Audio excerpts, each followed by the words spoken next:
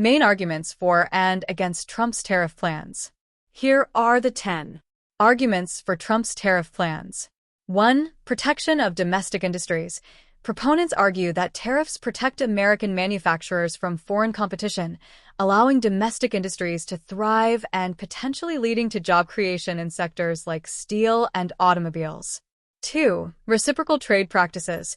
Trump's tariffs aim to establish a fair trading environment by imposing reciprocal tariffs on countries that impose high duties on U.S. exports, addressing perceived trade imbalances.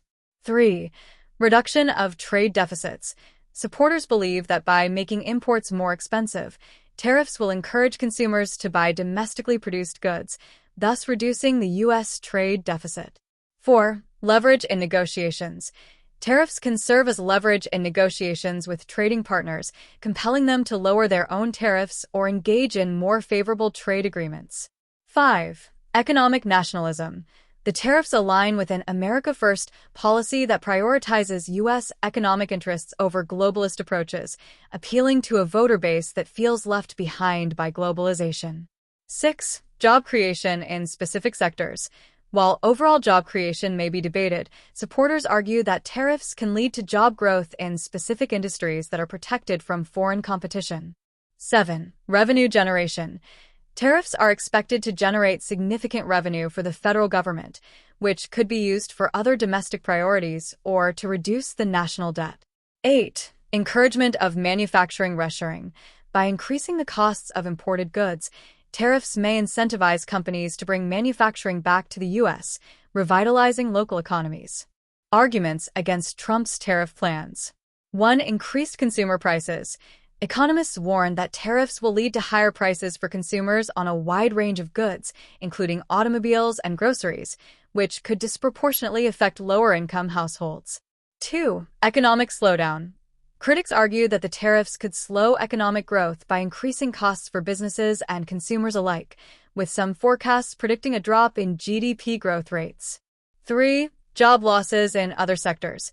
While some jobs may be created in protected industries, studies suggest that the overall job losses in sectors reliant on imported materials could far exceed any gains.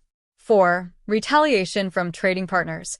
Many countries have already indicated plans to retaliate against U.S. tariffs, potentially leading to a global trade war that could harm U.S. exports and further disrupt markets.